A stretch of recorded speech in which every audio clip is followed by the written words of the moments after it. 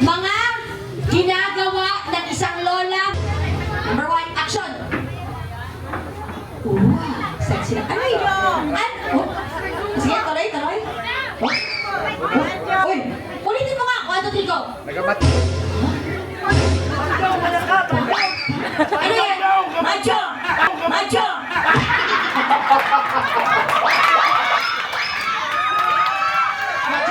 Okay.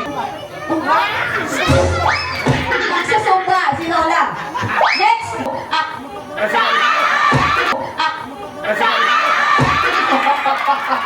Ulit ka! Kanina! Ulit, ganon. Macho! Pangalawa, ulitin mo. Sigarilyo! Si smoker eh. Anong tawag dyan? Nagsisigarilyo. Pasok. Doktora? Nagtatanim. Next. Ano dyan? Bakit na? Kotong eh. Uy, nag-isa. 1.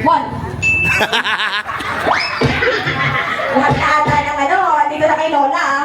Anong ginagawa mo? Nagtotongit.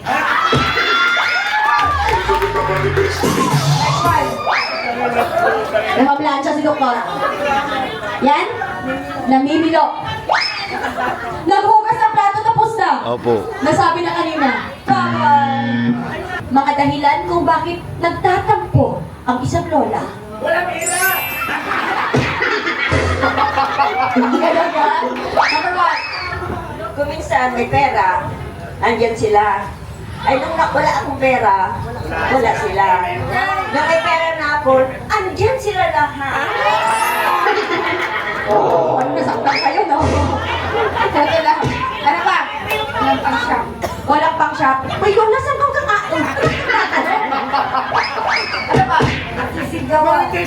Nasisigawan! Nagtatampong lola. Ano ba? Iyak na lang ako. Kasi wala silang may bigay na pagkain sa akin at saka pang madyo.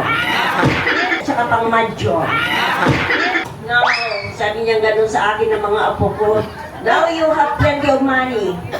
I will serve you all until your death. In paradise.